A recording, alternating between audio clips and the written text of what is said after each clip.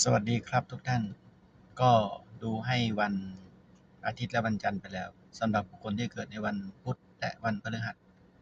ที่จะเสี่ยงโชคในวันที่1 พฤษภาคมนี้คนที่เกิดวันพุธก็แนะนำให้ไปไหว้พระประจำวันเกิดและไปไหว้พระราหูนะครับถ้าใครมีกำลังที่จะซื้อของก็ให้ซื้อของไหว้พระราหู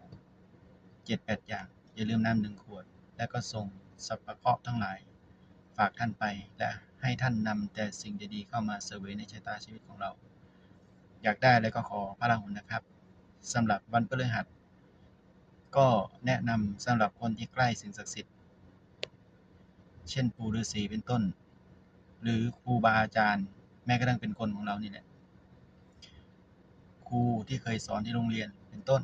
ขึ้นชื่อว่าเป็นครูให้ซื้อพวงมาลัยไปไหว้ขอขมาท่านและขอพรจากท่านเราก็ขอให้ได้โชคได้ลาภตามความปรารถนาในจิตในใจของเราถ้าเป็นปู่ฤาษีเราก็ซื้อดอกไม้มาลัยสักพวงหนึ่งหมากพลูสักคำหมากพลู5 คำและดอกไม้หอมที่มีกลิ่นหอมๆถวายท่านก็ขอพรจากท่านนะครับขอให้ทั้งวันพุธและวันพฤหัสประสบความโชคดีในวันที่1ที่จะถึงนี้ทุกคนนะครับสวัสดีครับ